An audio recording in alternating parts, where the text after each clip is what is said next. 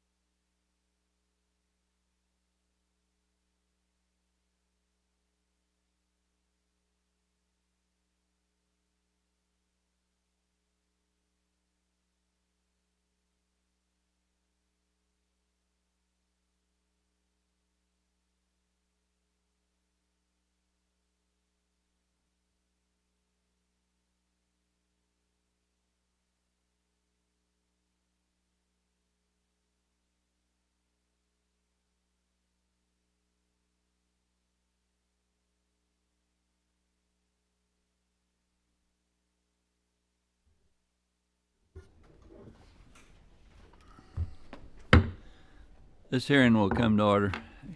Good morning to both of you. Thank you for being here.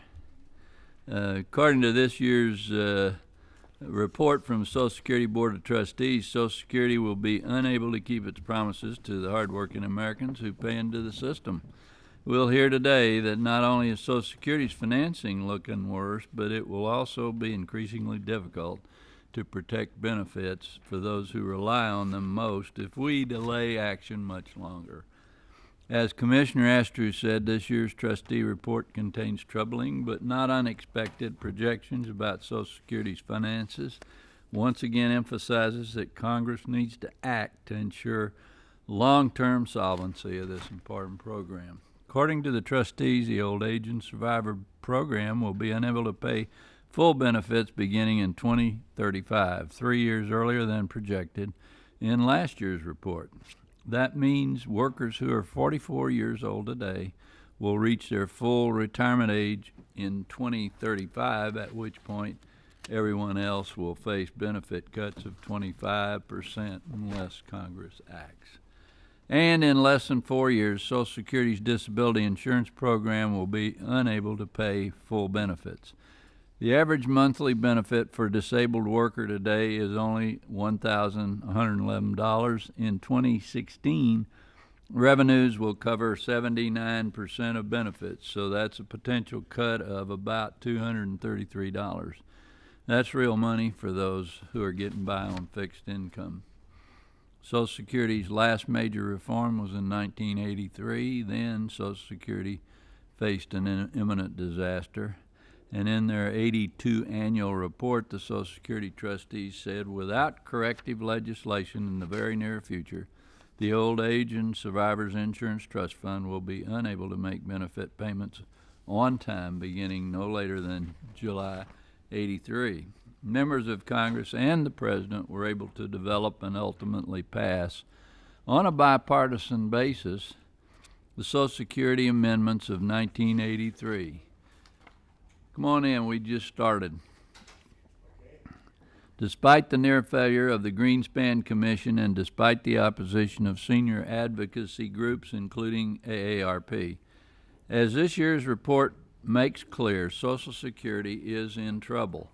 But just as in 1983, I believe our nation has the will to again save Social Security. We should not follow the path Europe has taken by waiting for a financial disaster to force changes that ultimately could end up hurting the most vulnerable. Today we will hear from Social Security's public trustees, but we in Congress are trustees too, and the public knows the longer we wait, the more difficult the choices will become and the less time Americans will have to prepare. With all the financial anxiety that Americans face, we should not increase the burden on them by failing to fulfill our duty in protecting our nation's most important safety net program. And we need to act now before it's too late. Do you have an opening statement? Well, you do. You arrived. I did. What'd they say, up from the gravy arose? Okay, thank you again for listening, and I had a statement here. I understand you're on your way. But I'll recognize Mr. Becerra now for any opening statement you have. Thank you, Mr. Chairman, and I also want to thank Mr. Stark for being here in the event I was not able to make it. But I got my daughter to her program on time, and I'm able to begin. Thank you very much for being here to the two gentlemen, our trustees who are here. I just would like to say what I've been saying for quite some time. Social Security, even through the worst recession since the Great Depression, is a program that people have grown to rely upon and can trust. Between 2007 and 2010, a typical middle-class family lost somewhere between $26,000 to $87,000 in their net worth. That's about 4 out of every $10 of their assets and savings. Between 2007 and 2010, Social Security added $439 billion to its trust fund surplus, while paying Americans their earned benefits on time and in full. So here we saw Americans with their private savings and retirement pensions watching it go down. At the same time, during this Great Recession, we saw Social Security continue to increase the monies it had to pay out benefits to its recipients. Over 77 years now, through 13 recessions, Social Security has added not one penny to our deficit or to our debt. In 2011, Social Security provided earned benefits to more than 55 million seniors, widows, disabled workers, and children, while saving all the reserves in its trust fund to pay future benefits. 6 out of 10 seniors who get Social Security rely on Social Security for a majority of their income. There are 1,300,000 children who are lifted out of poverty because they receive Social Security. In the long term, Social Security faces a manageable challenge. It is not now and never will be broke. This April, Social Security's trustees warned that without action, Social Security will be insolvent by 2030. Let's be clear about what that means. In 2030, worker contributions are projected to cover about 76% of Social Security's costs. The remaining balance in Social Security's trust fund will pay another 5% of costs. The shortfall is stable. After 2033, Social Security's income will be enough to pay about 3/4 of earned benefits until at least 2087, and likely longer after that. Social Security's long-term shortfall is a problem, one we need to address. But even when the reserves we're building up now run out, Social Security will not be out of money. It will have a shortfall of about 0.9% of GDP, just slightly more than the cost of extending the Bush tax cuts for people who earn more than $250,000 a year. Social Security does face a crisis in the short term, one manufactured by a series of budget cuts forced by House Republicans. If they continue, the cuts could delay benefits and damage Social Security's well-earned public image. In 2011, the Republican-led full-year continuing resolution cut the Social Security Administration's budget by $600 million, despite rising numbers of Americans applying for Social Security. In 2012, SSA's budget was frozen below the 2010 level. I strongly oppose these budget cuts, which are kind of like the cable company starting to bill you for a service while you're at home waiting for them to show up and connect it. Social Security's trust funds, Social Security's trust funds the entire cost of paying Social Security benefits. In 2011, workers contributed over $600 billion to Social Security's trust fund. Because of Social Security's budget cuts in 2011, all Social Security field offices started closing half an hour early each day. Social Security permanently closed over 300 contact stations and small field offices, and waiting times for initial disability decisions rose and are likely to be over 130 days by the end of 2012. Now SSA faces an even bigger cut through the sequestration process, these automatic cuts scheduled by the Budget Control Act. Although Social Security benefits are protected if Congress doesn't act soon, on January 2nd, Social Security's operating budget will be cut by over $1 billion. $1 billion in cuts translates into 40 days in which Social Security is shut down. Offices are closed and locked. No one answers the phone. No one is processed. And no one makes sure benefit checks are sent to the right place. Mr. Chairman, Social Security has been there for Americans for 77 years. I hope we can continue to work to make it strong for another 77 years. We could start by addressing the preventable crisis of short-sighted budget cuts. And with that, I yield back the balance of my time. Thank you.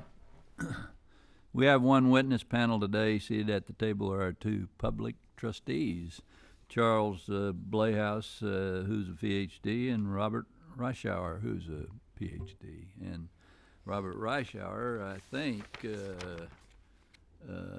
I'd like to congratulate you on your award last night at the National Academy of Social Insurance. We're lucky to have someone with your breadth of experience working as a public trustee. Thank you and congratulations. Dr. Blayhouse, you're recognized. Thank you, Mr. Chairman, Mr. Ranking Member, all the members of the subcommittee. It's a great honor to appear before you today to discuss the findings of the latest trustees' reports In view of the time constraints we're all under, what I'd like to do is gloss over most of the background information in my written remarks and just proceed to some primary points about Social Security financing. The first simple point is that Social Security costs are rising. Most of that cost increase is going to play out from a period that started in 2008 through 2035. And the primary driver of those cost increases is demographic. If you think about Social Security costs, there are really two main pieces of them. One is growth in the per capita benefit level, and that's driven by the benefit formulas in law, but also just the growth in the number of beneficiaries. On the revenue side, the primary driver is the growth in the number of workers and the wages that are subject to tax. So that ratio of workers to beneficiaries is very important for Social Security financing. And that ratio is in the process of dropping. We had 3.3 workers to support each beneficiary in 2007. Now we're down to 2.8, and under our current projections, we'll be down to 2.0 by 2035. Part of that is longevity increases, but the bigger and more immediate factor is simply fertility patterns. We've got this big baby boom generation going on to the retirement rolls prior to 2035. Now, under our current projections, the combined Social Security trust funds would be depleted in 2033. That's 3 years earlier than we projected in last year's report. And each year what the trustees do is they estimate the program's actuarial deficit, usually expressed as a percentage of the tax base, the program's tax base. And this year our projection is 2.67% of worker wages over the next 75 years.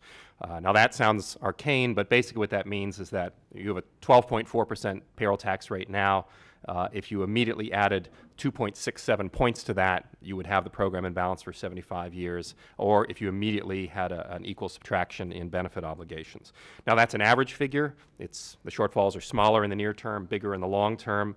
It's also a substantial increase from last year's projection. Last year we were at 2.22%. It may not sound like a big difference, but by Social Security norms, it's a pretty substantial deterioration. We've only had one other report over the previous 30 years that showed as much deterioration in a single year as this year's report does. And my colleague, Dr. Reischel, will review some of the reasons that the outlook has grown worse. Also important, the figures I just cited pertain to the combined trust funds. Social Security has two trust funds, and under law, they each have to be kept solvent to maintain their benefit payments. The Social Security Disability Insurance Trust Fund is in the more severe condition of the two. It's projected to be depleted in 2016. Now, what's happening over time is that the program is going to pose under current law a greater financial strain on the larger budget. And some of the strain, however, is a result of discretionary policy choices, of course, that are made along the way.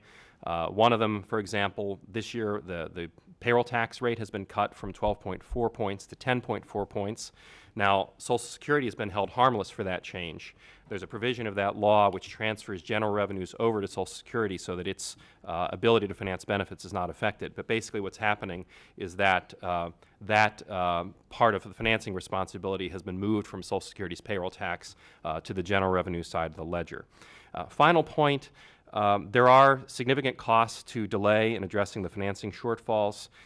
It's often cited that in 2033 we'll have only enough funds to pay 75% of scheduled benefits. It's important to bear in mind that doesn't mean 75% of scheduled benefits for those retiring in 2033. That includes everybody. It includes people already on the rolls in 2033, including many people who are drawing benefits today. Now, if you were to say, well, we don't want cut benefits to cut benefits for people already on the rolls in 2033, what if the benefit reductions were confined to new claimants? We wouldn't be able to balance the system in that year without a substantial, an unprecedentedly large tax increase, even if we cut off the entirety of benefits to new claimants. So by 2033, it's really too late, far too late to protect previous beneficiaries from substantial dislocations. So you start working through the problem backwards and you say, how soon do we have to act if we want to prevent reductions for people in retirement, near retirement, low-income beneficiaries, and prevent a tax increase of a size we haven't countenanced before? We'd have to do that pretty soon. Finally, in closing, Mr. Chairman, I would just say that the legislative achievement in creating the Social Security program remains historically a remarkable one.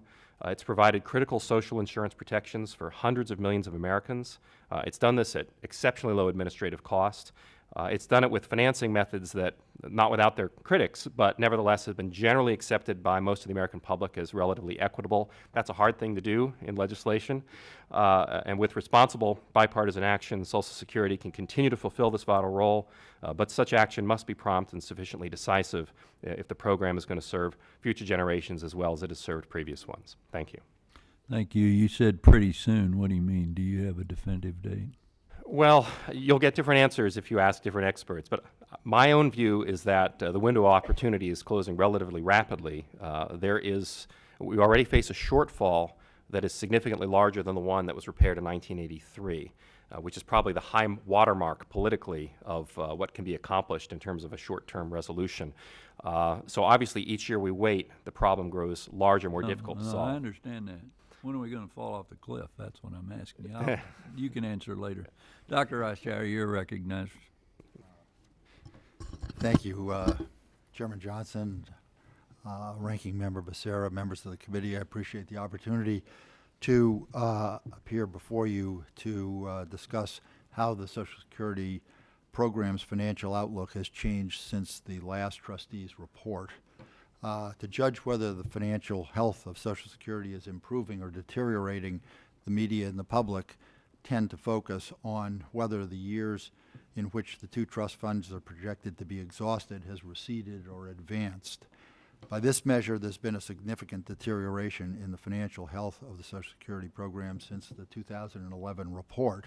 The exhaustion date, as the chairman has mentioned, for the OASI program is now projected to be 2035, 3 years sooner than was projected last year.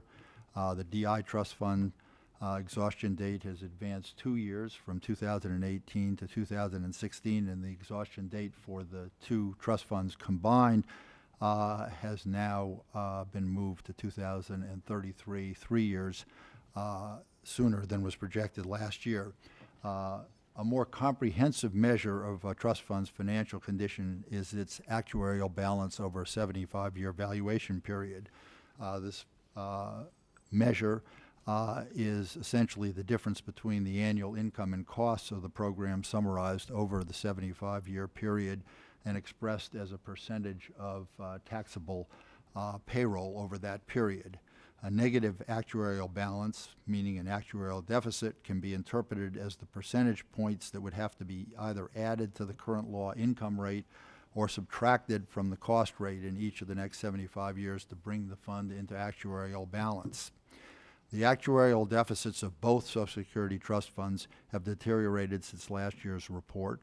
The DI Trust Fund's actuarial deficit has worsened by 7/100% of taxable payroll. That for the OSI fund has deteriorated by 0.38 or 38/100% of taxable payroll, and the combined trust funds have weakened by 44/100 of a percentage point. This deterioration in the combined trust funds is the largest decline since the measure was first calculated in 1982, save for the change that occurred in 1994. There are lots of reasons why the actuarial balance can go up or down from one year to the next. One of them, of course, is that the valuation period changes. We add 2086 to the valuation period and subtract 2011, and that accounts for about 9% of the deterioration in the actuarial balance. Clearly, there was no legislation that affected this in a significant way over the past year, so that's not a factor. Demographic assumptions in this year's report are identical to those that were assumed in the previous report, but we have updated starting values, and the transition from those starting values to the ultimate values do affect the actuarial balance. Specifically, more recent data has shown that birth rates for 2009 and 2010 were lower than was assumed in the last report. Immigration in 2010 was a bit lower than was assumed in the previous report, and there was a slightly smaller initial population than we assumed before. About half, a little less than half of the increase in the actuarial deficit between 2011 and 2012 is accounted for by changed economic assumptions and more recent information about the economy's performance. 2/3 of this is related to updated starting values and less optimistic assumptions about near-term growth of the economy. Price inflation, as you all know, was higher than was anticipated between the third quarters of 2010 and 2011, and rather than a 0.7 of a percentage point COLA in December of 2011, Social Security gave out a 3.6 percentage point COLA. So that makes a huge difference, as you can imagine. Real interest rates in 2011 and those projected in the 2012 report are lower than was assumed before. And so the new investments that the trust funds make get less interest earnings than we thought they would get when the 2011 report was put together. Together, these economic factors make the gap between non-interest income and costs over the next few years significantly larger than was projected in last year's report. But when the economy has recovered about the end of this decade, 2020 or so, the gap between what was expected last year and what was expected this year will be close to disappearing. However, it's important to recognize that we made a new assumption in the 2012 report that causes the gap between income and costs to grow over the long run. And this had to do with what we expect the changes in the average number of hours worked per week to do. In the last year's report, we said it's not going to change in the future. In this year's report, we assumed that it will decline at 5/100ths of a percentage point a year, and we did this to reflect the aging of the workforce and the belief that as productivity goes up, incomes go up, people will want to take more leisure, and that will translate into working a few less hours, as it has in the past.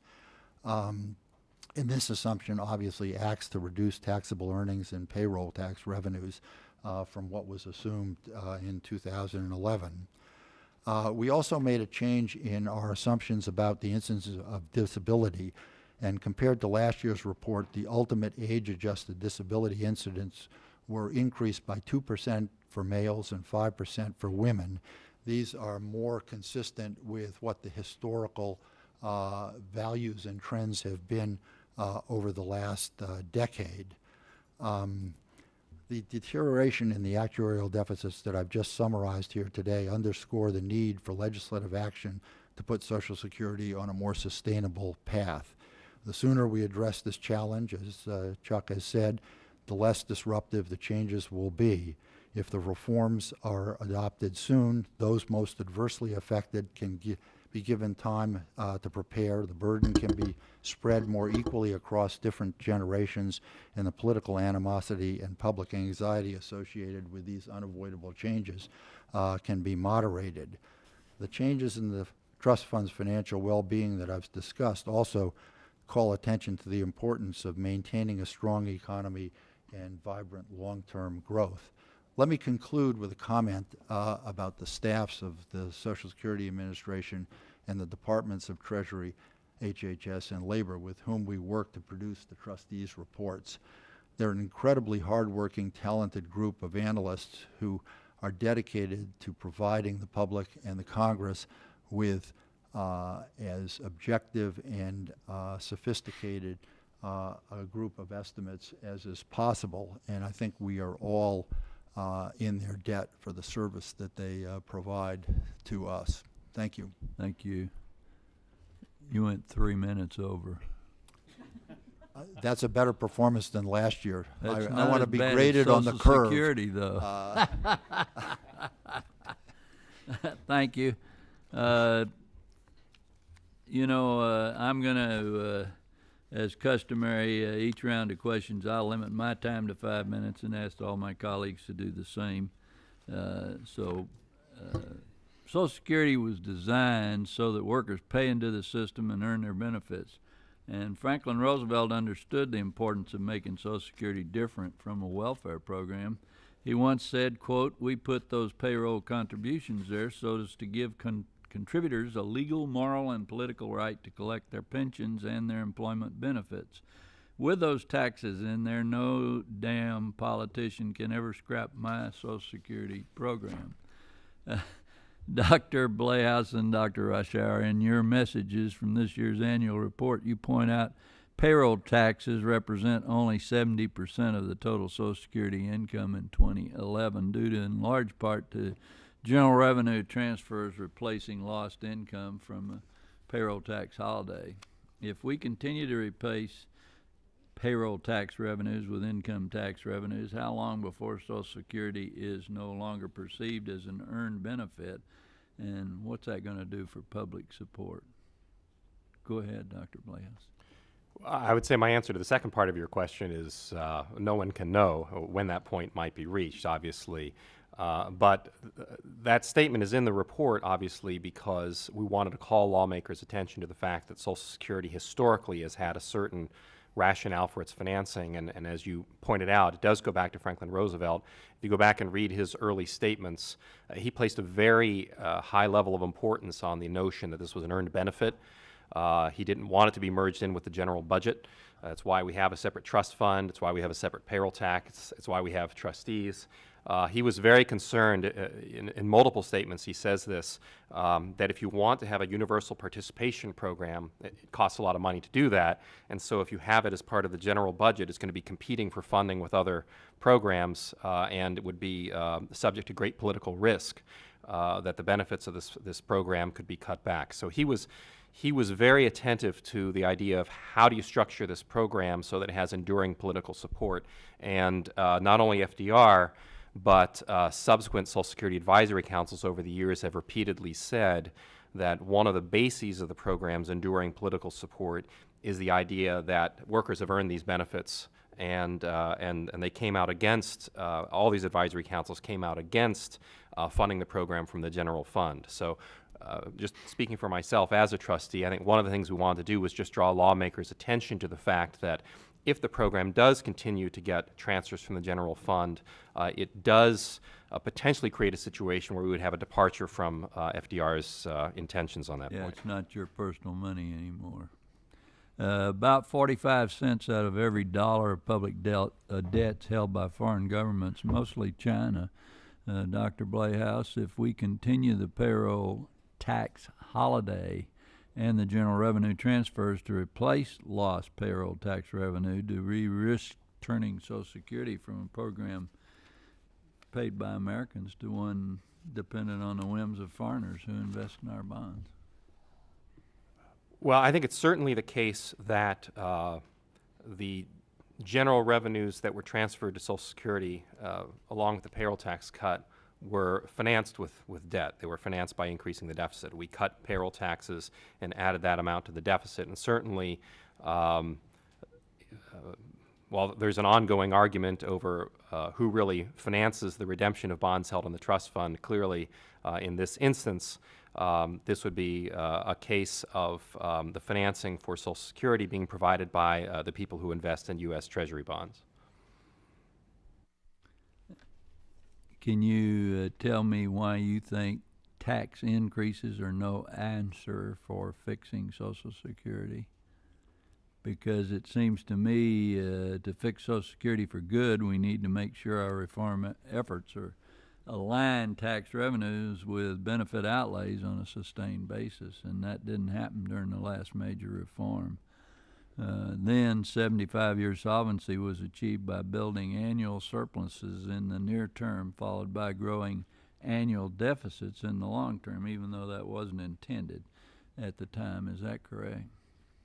That is correct, though I have to say that if you were to bring 10 experts up here, you would have a few that would disagree with me on the point. But if you go back and study the 1983 reforms, one of the things that is striking about them is that they did not measure financial success the way that we do it now. When they analyzed Social Security's future balance, They didn't count the carryover balance of the trust fund. They didn't count interest earnings of the trust fund. They used a different actuarial method that basically presumed that all benefits in the future would be paid by taxing the wages of future earners.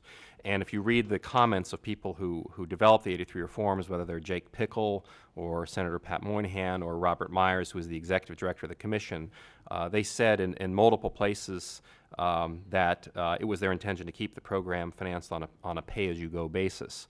And the fact that they wound up with a solution that had big surpluses in some years and big deficits in other years wasn't as intentional as many people now believe. What they were trying to deal with was a short-term emergency, trying to make sure the benefit checks didn't stop in 1983, and they were trying to arrive at an average actuarial balance over the long term. And as you point out, that resulted in an unsustainable solution, because as time went on, the surplus years faded into the past and more deficit years appeared on the horizon. Again, they were trying to do a lot of things under emergency conditions in 1983, so the intention is not to critique what they did, but simply to point out that as they defined a long-term balance, they didn't give the same level of attention to what was happening on an annual basis that we do in the trustees' reports now. Okay. I presume you agree with him. Actually, I probably would disagree with all three of the answers that Chuck gave. Although Come on. that's why you have two trustees. Do you want me to disagree, or shall I keep my lips sealed? I'll let Mr. Maybe Becerra will ask the same questions. My time's expired. Thank you. We'll just leave it at the fact that there's disagreement there on that. Let me ask the two of you, and by the way, thank you for your testimony and the work that you do as trustees. We appreciate that. Both of you mentioned in part of your testimony the deterioration in the outlook for the program, which is why I think all of us should be trying, as I think Dr. Blauhaus, you said, dealing with this sooner than later. And I think your pie charts in your testimonies, or the information you provided us, show that a great portion of that deterioration occurred as a result of the recession, which was hit pretty hard. And it's become pretty clear that you lose jobs in America, you lose workers who are paying their FICA contributions, their Social Security contributions, fewer workers contributing to Social Security, less money going into the pot to pay out benefits. So job one for Congress should be creating jobs, helping the private sector create those jobs. You go get more folks to work. It doesn't just help them and their families. It helps Social Security, because there's more money going into the system, the Social Security system and the trust fund. Dr. Reischauer, you mentioned immigration passingly. Does the fact that we've had, unlike other countries, a consistent flow of immigrants over the last several decades help the Social Security system and its trust fund when it comes to being able to pay out benefits? That's a very complicated question. In fact, certainly the influx of immigrants has increased the labor force, has increased the number of individuals paying payroll taxes, which over the short run clearly helps the ability of the program to pay benefits to retired and disabled workers and survivors. And I think the other part of that you don't mention is, in the long run, if they become recipients of Social Security benefits, then they'll draw as well. So it's one of those things where it's not just an automatic plus, because they at some point will qualify to receive those benefits as well. Yeah, but it's very complicated and will depend on what their earning patterns are over time. Correct. And different groups of immigrants have different pluses and minuses in sort of a narrow fiscal sense. Right. Or if they stay in the country, some of these folks will move back. Many leave and don't end up collecting benefits.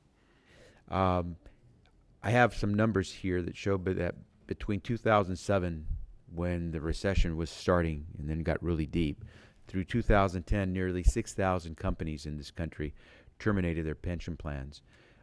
In 2009 alone, those terminated pension plans were short $9 billion of what they needed to pay out benefits to the workers who had those pensions under those companies. During that time, 2007 to 2010, Social Security didn't lose any money, did it?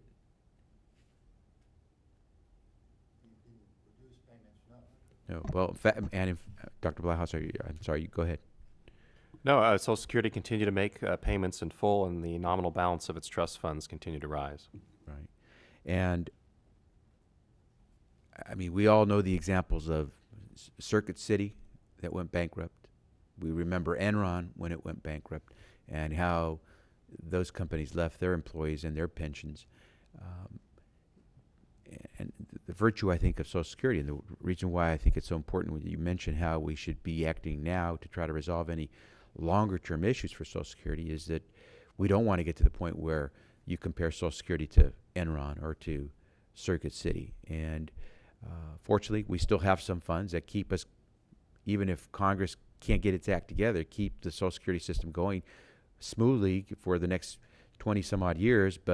And even after that, it would be paying out 75, 76% of benefits. But I don't think anyone today is paying into Social Security to get 75% of what today's beneficiaries are getting. So I hope what you all will continue to do is give us the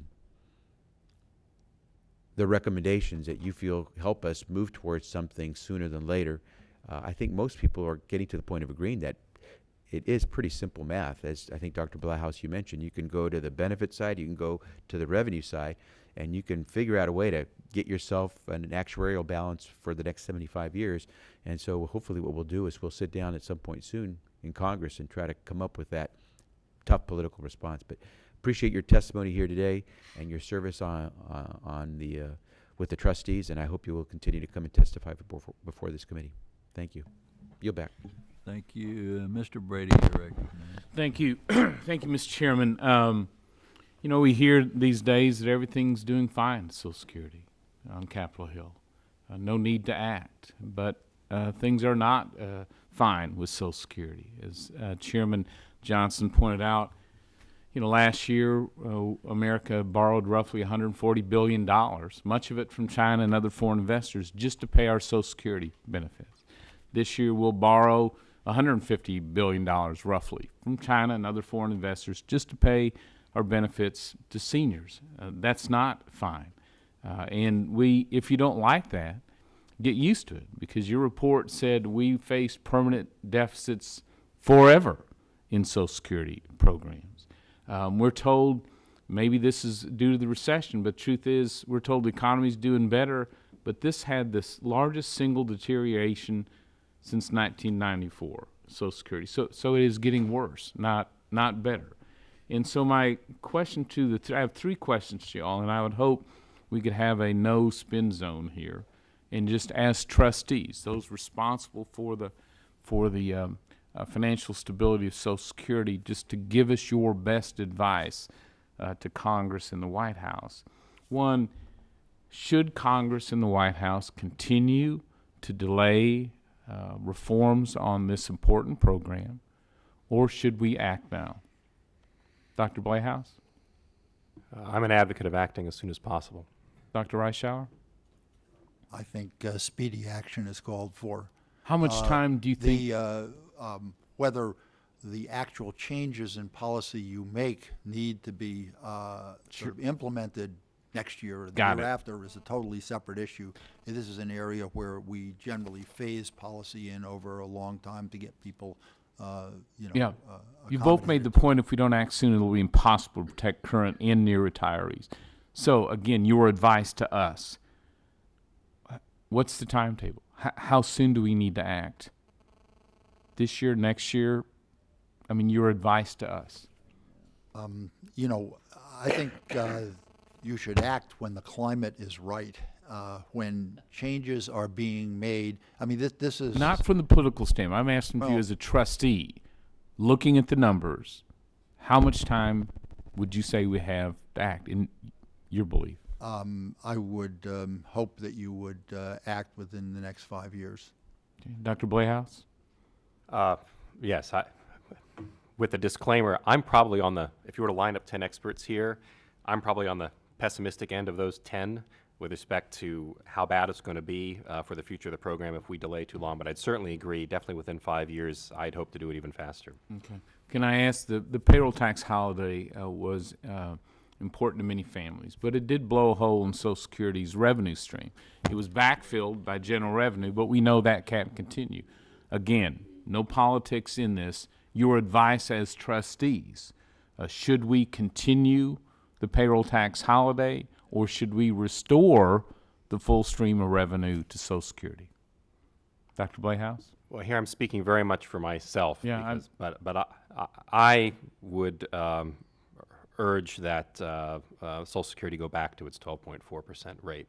I So don't think- restore the full stream. We have to deal with how we do that, but your advice would be restore the full amount of stream of money. Right. And that's a personal view. Obviously, the Board of Understand. Trustees. Dr. Reischauer? Mine is obviously a personal view too, but I would phase it out with all deliberate speed. Yes, sir. Great. Thank you, Mr. Chairman. Thank you, Mr. Schock. You're recognized. I'll take two. Thank you, Mr. Chairman. Well, it doesn't seem like the news is getting much better. I want to get a little parochial here. You said that we need to act soon. I'm just curious what the younger generation of Americans have in store for themselves if we don't act soon. I would say two-part answer. The mathematical part of the answer is a net income loss. There's a table in the trustees report that says that if you just held all current participants in the system harmless, current benefit formulas, current tax formulas, then people coming into the system would lose a net of about 4% of their taxable wage income to Social Security, and that's a net. That's after they receive all benefits. Now, those income losses would be higher on the higher income side, but they'd also be present on the lower income side. So you'd have whole generations that were losing money net through the program. So that's the mathematical answer. Getting back to the questions that were asked earlier, I think they would also face the risk that we might not be able to generate the political will to keep the program operating on a self-financing basis. Then if we couldn't keep the program going on a self-financing basis and had to merge it into the general fund or subsidize it from the general fund, I think they'd lose something else, which is that sort of the legacy of Social Security as a separate, standalone, self-financing system that has a certain degree of political protections that other federal programs don't have. Dr. Reischauer? You asked what would young generations, what should they expect? And the answer is less income in their retirement years. Future generations will run more risk with respect to disability as well, payments that they would get in disability and in survivors. The need to divert more of their income into private pension plans, or 401ks or other retirement vehicles. And you're saying they would need to do that. Why? If they wanted to maintain adequate incomes in retirement. Because Social Social Security, Security's payments would be less for them. how much less? Well, as Chuck explained and the chairman and others have mentioned, Social Security would be able to pay about 3/4 of the benefits now promised. And is that based on what age category? Well, I mean, this would be an across the board for all existing beneficiaries and future beneficiaries starting after 2033. For the next 100 years? Well, we don't go out that far. We go out through 2086, and it stays roughly in that area. Assuming the same number of people live the same number of years and have the same number of children. Well, no, I mean, we do vary this over time in our projections, according to, the best information that we have available.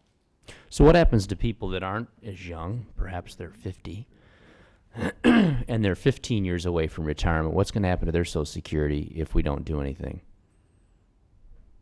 Well, I mean, the literal no action scenario is that literal no legislative action would be a 25% benefit reduction in 2033. And so those people presumably would collect full benefits for some years and then experience a sudden benefit reduction in 2033. Now, obviously, it's unlikely that that's the way it would play out in practice. Congress would probably not permit a sudden 25% benefit reduction, so there would probably be some alternative mix of pain allocated between beneficiaries and taxpayers, but the literal no-action scenario is that 25% benefit reduction. So you're assuming that we'd be responsible? I'm not sure if being responsible, but let's just say that there's no historical precedent for Congress allowing a sudden benefit cut of that magnitude. Is there historical precedent for Congress allowing Social Security to become this broke? No, that's actually a very, very important question, because It's while never been this broke. well, we have never had an actual deficit as large as it is now. Now, we've come closer to the insolvency point. In 1983, we were a few months away from not being able to send out the benefit checks, but the size of the current actuarial imbalance now is larger than it's ever been, or at least since before the 83 reforms. After there was an indexing mistake that was made in the 1970s, and there was temporarily a huge long-term deficit that was created by that indexing mistake that was fixed in the 77 amendments. But since that correction, this is the largest actuarial deficit we've seen since prior to the 83 reforms. Dr. Rushauer? You agree? Yes. So I've got a Republican and a Democrat to agree? Yeah, maybe we should leave Capitol Hill now. Thank you, Mr. Chairman. Every now and then we do. Mr. Stark, you're recognized. Thank you, Mr. Chairman. Thank you for holding this hearing, and thank our witnesses for their service. I'd have to mention, Dr. Playhouse, that before you choose to criticize my testimony, we both have the same background. I notice you have a doctorate in physical chemistry. I also have a great deal of experience in physical chemistry. I think I took 10 semesters of it at MIT. However, it was all second semester chemistry that I had to repeat over and over again before I could pass it.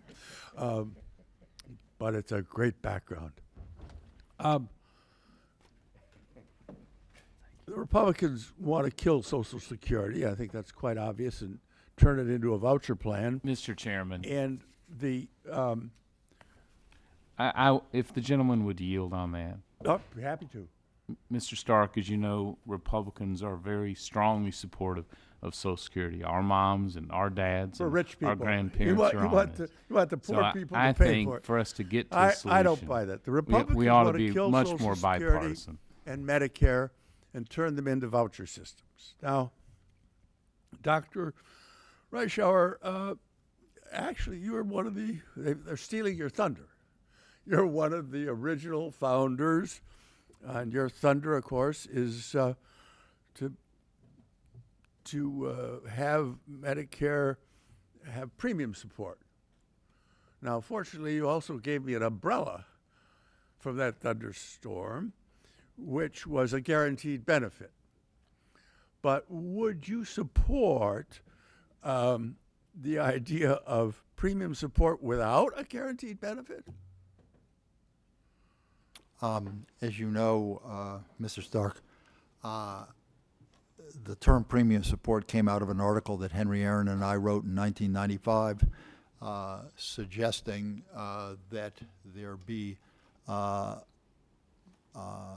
private or nonprofit options for Medicare beneficiaries, along with fee-for-service, that the benefit be a defined guaranteed benefit, and that the payment be one that was indexed to the growth of healthcare costs over time. And our belief was that this might generate more efficient delivery systems and better care for America's seniors, along with some cost savings. But the emphasis was on the quality of care and offering a more diverse set of delivery systems. Thank you. The Affordable Care Act, which the Republicans would like to defeat, according to actuaries, it would shorten it would extend solvency 8 years longer than if the Republicans had their plan to kill health reform. Would you suggest that that's correct? There's a projection that Thank you. HI costs would be reduced and the trust fund would I'd ask be unanimous solvent. consent to for- submit for the record a CMS press release with the release of the trustees report, which states that without Affordable Care Act, the health insurance trust fund would expire 8 years earlier in 2016. Dr. Reischauer, can you put a dollar number? Say, I mean, I keep hearing that Social Security is going to go broke in, I don't know, 20 years, something like that. What'll the total negative amount be? How many billions would you guess if you project that? Is it going to be short over the total period? Over the next 75 years? Oh, is it going to take 75 years to go broke? No, it will. It will I'm thinking exhaust. It will exhaust the trust talking about funds in 15 years, 2033 if 16 you years. How combine the much? trust funds. I don't have a number at the tip of my Got an tongue. idea, Dr. Payette? Well, it basically, the projections have the trust funds solvent through 2033. Uh-huh. And so the shortfall would be 2033 through the end of the 75-year period. And we have a present value estimate of that of about 8.6 trillion. 8.6 trillion. Okay, and do you have any idea what the two wars that we're fighting and not paying for cost over the same period of time? I do not. Would you be surprised to know they probably cost a lot more than that? And I'm not hearing anybody on the other side ask that we pay taxes, particularly those of us who maybe have high incomes, like members of Congress. We're not being asked to contribute anything to pay for that war. Lower income people maybe are. Thank you, Mr. Chairman. Thank you, and without objection, the CMS memo that you referred to will be entered into the record. Mr. Marchand, you're recognized for 5 minutes. Thank you, Mr. Chairman. My question is about the actual mechanics of how, when you approach, let's say, 2016, and the disability shortfall begins to appear in the disability program, what's the number that Congress would need to appropriate out of general funds in those threshold years just to maintain the benefit? Just as a very crude estimate, it's about $30 billion a year, the shortfalls that appear from 2016 through the rest of the decade. So about $300 billion over we look at things over 10 years usually. Right, now they would start in 2016, so it would be about $30 billion a year, I guess, over the last, 6 years of that valuation period. And is there a trigger put into the law where the Congress immediately is confronted with having to make that legislative decision, or will it be a legislative decision that has to go through the complete Congress and then be signed by the President?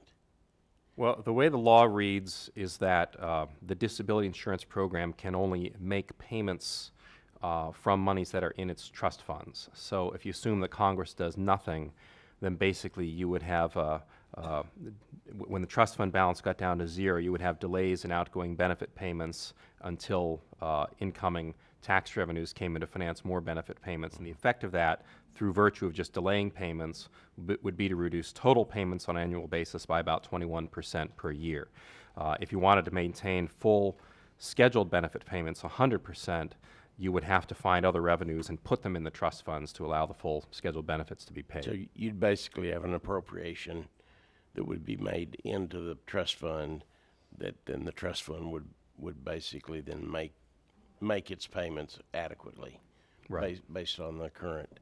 And if we reach that threshold in the main Social Security Trust Fund, and the amount of money, what would be the amount of money needed that Congress would have to appropriate in that current year, the first year, based on the projections that you're making now, to keep the benefit at 100% when we reach the 75% threshold that all of us get. All of us get that warning when we open our yearly statement and look at it. Right now, I don't have the precise dollar figure off the top of my head, but just to put it in today's terms, it's about 25% of scheduled benefits. Now, today, the cost of paying benefits is a little bit shy of $800 billion. It's about $790 billion per year. So if you want to think of it in today's terms, the amount by which you'd be short would be, in today's equivalent, a little bit shy of about $200 billion a year. $200 billion.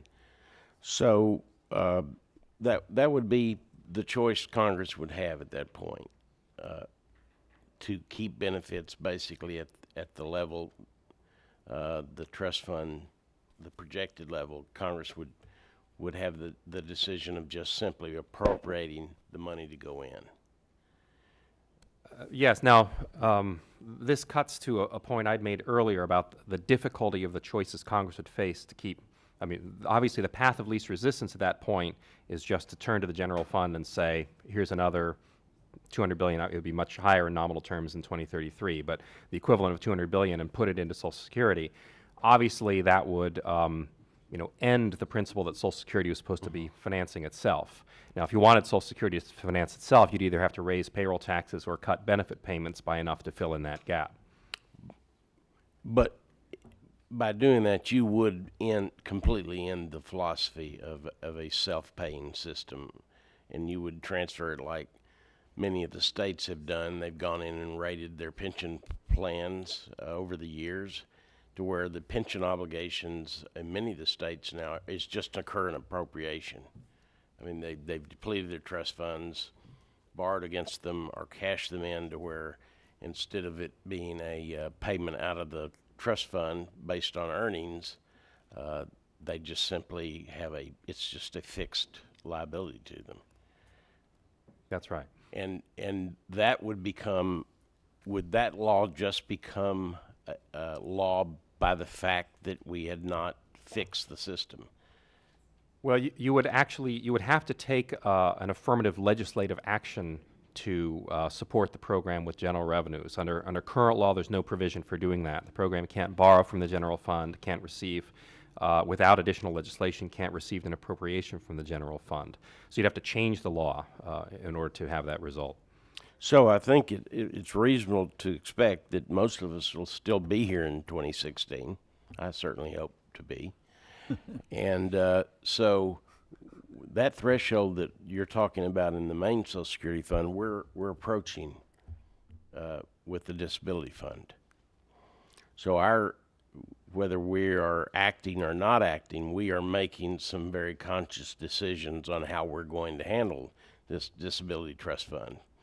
And I suspect that the mentality of Congress at this point, well, we'll just appropriate the money so that no one loses their benefit. But when you make that conscious decision, then aren't you making a much bigger decision at that point? In the past, when faced with this same challenge, the Congress has reallocated tax revenues from the OASI system, the old age survivor system, to the disability system. Okay, so And they just shifted tweak the division of the total payroll tax between the two trust funds, and thereby avoided making a difficult decision. Thank you, Mr. Chairman. Gentleman's time's expired. Mr. Smith, you're recognized. Thank you, Mr. Chairman, and thank you to our witnesses. Dr. Bauhaus, we frequently hear actually that that Social Security is a separate account and does not contribute to the deficit. My colleague, Mr. Marchant, I think, was touching on some of this. But in your testimony, you indicate that Social Security operations are currently adding to the unified federal deficit and will add substantially more in the years to come. Could you expand on that? Well, I think perhaps the best way for me to answer this is to say the parts of my answer that I think all analysts would agree with, and then I'll get into the part that there's some disagreement among analysts. I think that all analysts agree that to the extent that Social Security is supported by its own payroll tax revenue or by the taxation of benefits, to that extent it's not adding to the federal budget deficit. I think most analysts would also agree that to the extent that Social Security is receiving a subsidy from the general fund, like the general fund transfers that accompany the payroll tax cut, that portion does add to the deficit. Where you get into the murky area where analysts argue with each other has to do with the interest payments that are made to the Social Security Trust Fund. Right now, to a very large extent, from now up through 2033, and certainly into the 2020s, Social Security is going to subsist to a large extent based on the interest payments from the general fund. Now, if you ask two different analysts to interpret what's going on there, you're going to get two different answers. From a mechanical standpoint, the payments of interest go from the general fund to Social Security. So you could say from a mechanical and unified budget standpoint that those interest payments don't represent money coming into the U.S. Treasury and therefore represent money going to Social Security without reducing the unified budget deficit, and then represent an extent to which Social Security is adding to the overall deficit. Now, you'll also have a school of thought, and I don't agree with this, but there is also a school of thought that says that those interest payments represent the extent to which Social Security has reduced the amount of borrowing in the past that the federal government has had to do, and therefore represent a reduction in unified budget interest payments, and therefore to the extent Social Security receives interest payments, it's not adding to the unified budget deficit. So you're going to have competing views on that. I'm on one side of that discussion and other people are on the other, but I think with respect to other parts of Social Security, there's less ambiguity. I think to the extent that the program is receiving transfers of general revenues, it's clearly adding to the deficit, and to the extent that it's relying on its payroll tax income, it's clearly not. Thank you, and I'll yield back. Thank you. Thank you. Mr. Berg, Thank you, Mr. Chairman, and thank you for the witnesses. Dr. Reischauer, I appreciate your article in 95 about premium support and where that would go. My question to you is what happens when, I'm sure at the time people called that vouchers and people said that's going to wreck Medicare. What was your response back then?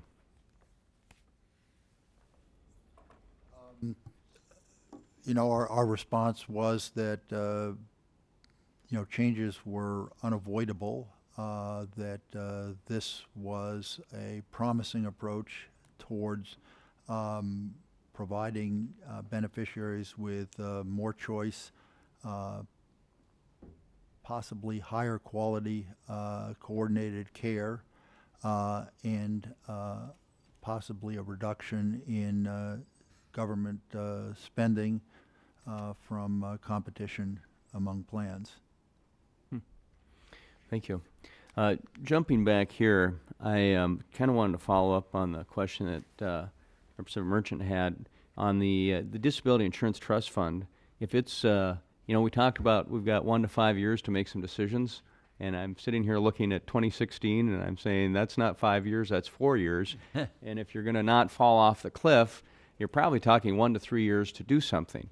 Now, as you explained, you know, the reality of how things may happen, and where money would come out of the other fund to kind of subsidize this fund. If you pooled those two funds, have you looked at what's the year that we're not going to cover the benefits? I mean, right now we're saying that one is 2033. We're saying this one is 2016.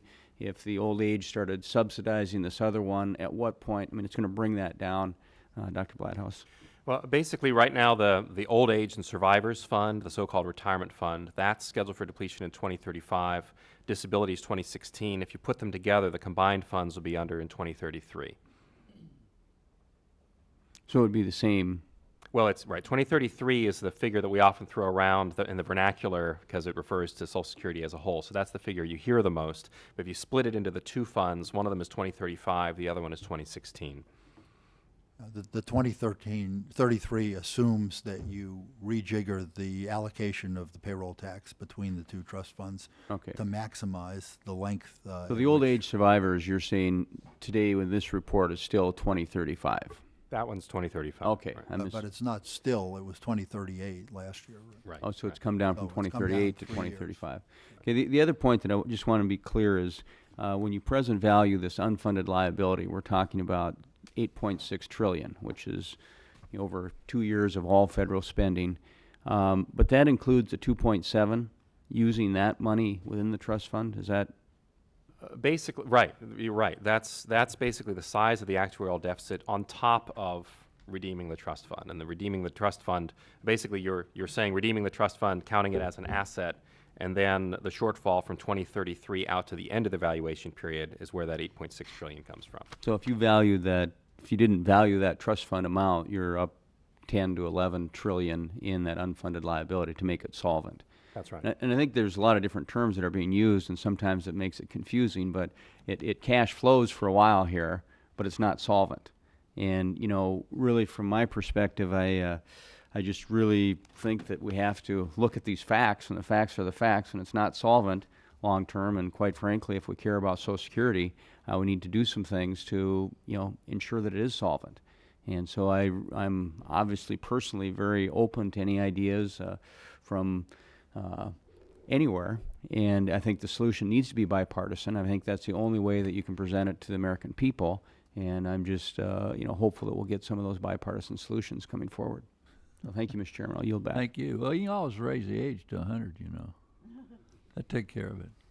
I'm going to ask one more question. Dr. Blayhouse, in order to fix Social Security for good, we need to make sure our reform efforts ultimately align tax revenues with benefit outlays on a sustained basis, and that didn't happen during the last major reform in '83.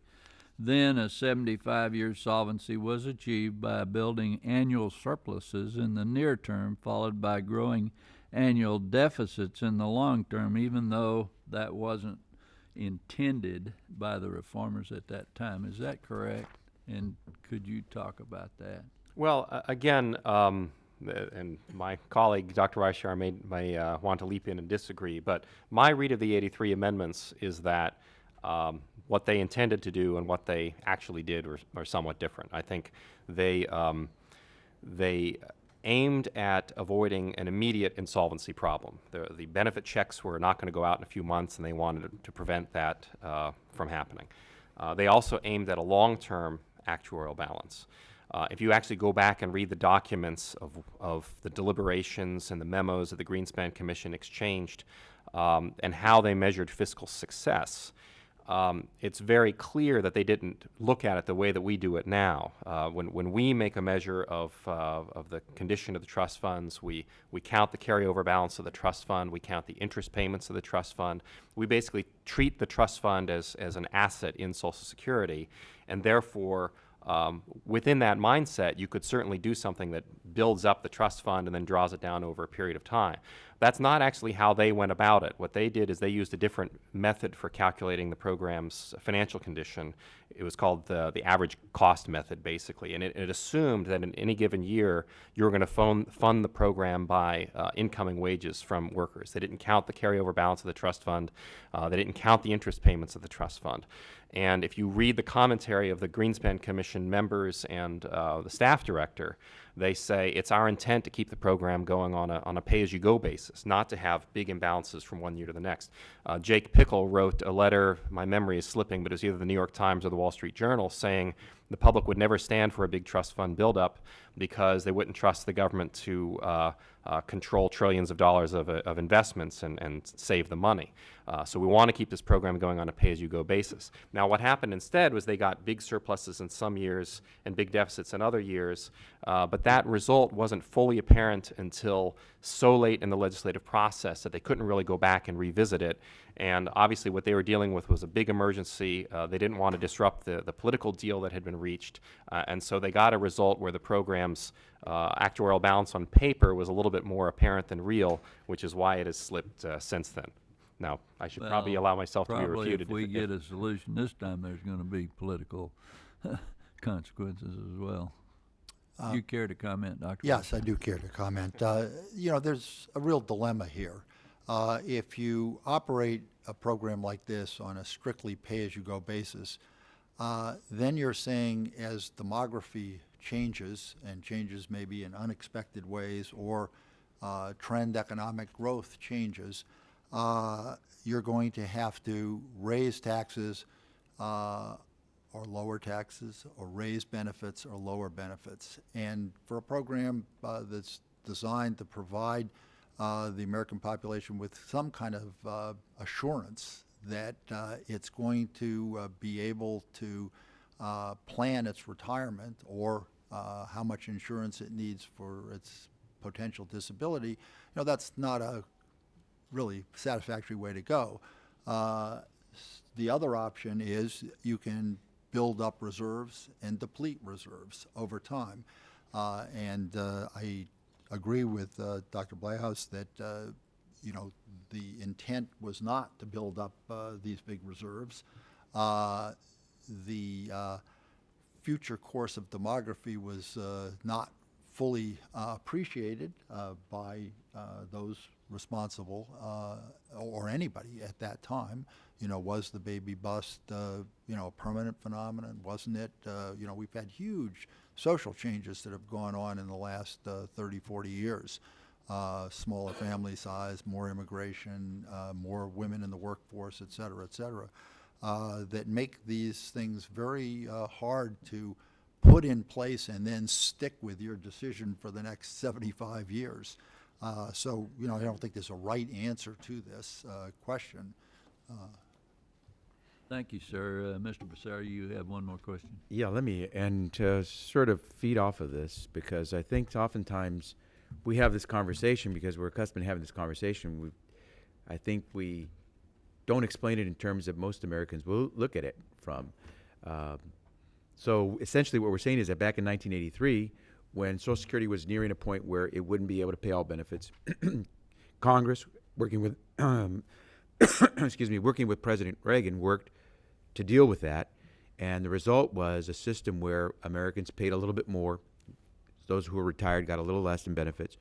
And the result was this reserve that was being built up, because Americans have, since 1983, been contributing more into the system that's been needed to pay recipients, the beneficiaries. Now, I think most Americans would say, if I gave you hard cash, whether you're a bank or any other place where I can store my money, and you tell me you're going to pay me an interest on that cash, but you're expecting at some point to get to collect on that cash. And so essentially, by law, that's what we did. We told Americans that when they deposited their contributions, Social Security contributions from their paycheck to the government for Social Security, that what was not used, or actually all of it when it comes in, goes into Treasury bonds. Then from there, the Social Security system uses what it needs from those Treasury bonds to pay for benefits. It cashes in those Treasury bonds. Because it hasn't needed to cash in all of those Treasury bonds to pay for current retirees, it's been building up this surplus. And that surplus has been earning interest. Small, because Treasury bonds earn less interest than some more risky investment on Wall Street. But it's been earning interest, and that's the $1.6 trillion in interest that's been earned. Now, Dr. Blayhouse, you're saying that some people would question whether that's real money because it's interest, and it was essentially a transaction between one arm of the government, Social Security, to the other arm of the other arm of government, which is the general operating budget of the federal government. But those Treasury bonds are real, and as the chairman pointed out earlier, 45% of our public debt is owned by foreigners. They own that debt, and they get to collect on it because they own Treasury bonds. So if there are those who say that it's not real money that Social Security holds, and guess what? We're in pretty good shape, because 45% of our debt that's held by foreigners isn't real money either. So we don't owe the foreigners. If you don't owe Social Security Americans who paid into it, then we don't owe the foreigners either. That's why I don't understand the logic of those who say it's not real money, because Americans paid real money into the system. It was secured by the most secure form of currency there is, which is a Treasury bond. And to say it's not real money simply because it was done by law, by Social Security giving the money to the government, and in turn getting a Treasury bond to hold on to that money, I think is a real either mistake to say or a real injustice to the American people who continue to pay into the system today. And it's, in fact, that reserve is going to continue to grow for several more years before we have to start using it to pay for benefits. And so I think the public will want to understand. I did the quick math on this. In the 77 years that Social Security's been around, you and I and everybody who works and has worked, we've contributed about $14 trillion into Social Security with our paychecks, our FICA contributions. In that 77 years, the calculation was that we've used up about $13 trillion in paying out benefits. Hard cash left over, simple math, 14 minus 13, there's $1 trillion that Americans have contributed in cold, hard cash to Social Security that's never been used. That's helped produce part of that reserve. But because for decades, that reserve has been gaining interest because it's held in Treasury bonds, it's added another 1.6 trillion. I think most Americans would tell you if you only wanted to give them back their 1 trillion and not the 1.6 they earn in interest, if this were a bank, we'd have a big run on that bank. In fact, we'd probably burn that bank down. And so I think we want to be very careful when we talk about funny money for Social Security, because then either we tell China and the rest of the world that we're not going to pay them because they've got the same funny money, or we should keep our obligations to Americans who contributed money. Final point I want to make is this. My colleague and friend from Texas, Mr. Brady, mentioned that Social Security faces a permanent deficit forever. I want to make it clear, and I think Dr. Blauhaus and Dr. Reichert would concur with me that under the law, Social Security cannot run deficits. Is that correct? That's correct. That's right. So Social Security will never face a deficit. What we do face, and I think Dr. Blauhaus, you used the right word, an actuarial deficit, because the actuaries see the difference between what we're collecting and what we hope to pay out, and there is a deficit there, and that's what we have to tackle sooner than later. But can the Social Security system ever run deficits? By law, it can never run deficits. The cold hard fact is that we'd have to say, I think Dr. Blauhaus said, we'd have to tell Americans in 2033, guess what? All of a sudden, your benefit went from 100% of what you've been getting to 75%, which would be cruel. And that's why we have to deal with this. But never has Social Security run a deficit, and never can it until we in Congress change the law. With that, I would yield back. You want to make a final comment on that? Well, I certainly don't want to be construed as implying that the bonds and the trust fund are not real assets to Social Security. I think and as my testimony indicates, and I think the trustees report makes clear, those bonds are backed by the full faith and credit of the U.S. government, true asset to the program. Where you get into these controversies about the trust fund, it's not really so much about whether they're real assets to Social Security, but they usually have to do with these arguments between analysts as to who's paying for the trust fund bonds. So, for example, the interest payments, we did $200+ billion in general revenue transfers this year to Social Security from the general fund without collecting any taxes. Now, based on that $200 billion. Now, those bonds are going to earn $400 billion or so of interest up through 2033. And so you have this analytical question, well, who's really paying for that interest? The taxpayer who finances the general fund of the U.S. government, or the person investing in the Treasury bonds, is obviously, the interest payments. It's not necessarily the case that they were paid for by workers on Social Security, and there's just a fierce analytical argument as to whether that portion of Social Security's financing comes from contributions made by workers or some other source. But I certainly don't want to be construed as saying that they're not real money for Social Security.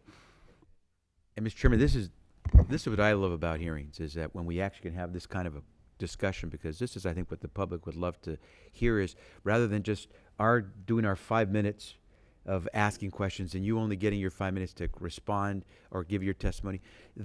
And I think actually Chairman Camp has done a great job of this on taxes, where he's allowed us to have these informal, off-the-record kind of conversations with experts on tax reform, and I think we could do more of those, maybe even on Social Security. But for example, Dr. Blauhaus, you point something out very important. When we did the payroll tax cut to try to help working families with this recession, you're right, we told them you have to contribute less through your FICA taxes to Social Security. But Congress intentionally said, but we're not going to damage Social Security. We're going to take money from the general fund and replace the money that otherwise would have gone in. So I would respond to your point, which I think is a valid point, that is that real money that should earn interest through these Treasury bonds because it really came from the general fund. I would say absolutely it should earn interest, because we consciously in Congress said we don't want to undermine Social Security. We want to help the economy and give working families who pay FICA taxes a bit of a break. But we don't want to do that at the expense of Social Security when these folks retire. So I would say the decision was consciously made by Congress that we knew that that money would be used to buy Treasury bonds that would then earn interest, and therefore we knew that that would become money that the federal operating budget would owe to Social Security when the time came to collect on those Treasury bonds. But your point is absolutely well taken, and that's the kind of parsing that I think we have to discuss, because otherwise everyone gets confused about, is it real money, is it not real money? So I appreciate the point you made. I want to thank both of you for being here today, and I think we've had a positive discussion. We do need to fix Social Security, and we intend to do it. And I want to thank all the members for being here today as well. And Mr. Stark, thank you for showing up. With that, the meeting stands adjourned.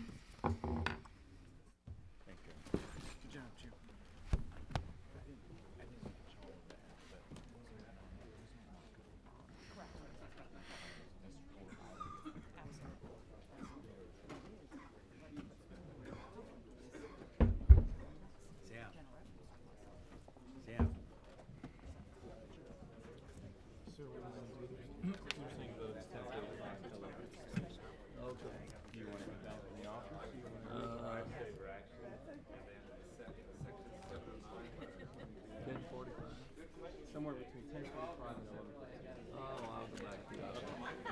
When are we going to talk immigration before it all slips out of our hands because everybody else is doing it? We need to do that. We had a pretty good solution, I thought, in the making. You know, I know you want to get rid of the politics of it. I would rather get rid of the politics. The presidential is going to be filled with the politics of it. I don't think we can do shit until this presidential election. I don't either. I don't think so either. It's become so volatile, but Yeah. we should really consider having some conversation quietly. Some of us who are still interested. See, maybe in 2013, whoever becomes the president, whoever's still in Congress, let's see if we can try to deal with it, get rid of it before, we have to throw more. If we could do it in the first 3 months of the next, deal. I'm ready. Whenever you guys want to talk, I'm ready. And as you know, I've never mentioned a word publicly about that conversation. No, I haven't either, but, that was a good group. It was what I was saying about this conversation. Is it's nice when you can have that give and go, and I can say to you, Sam, you're full of shit, and you can tell me, well, you're crap.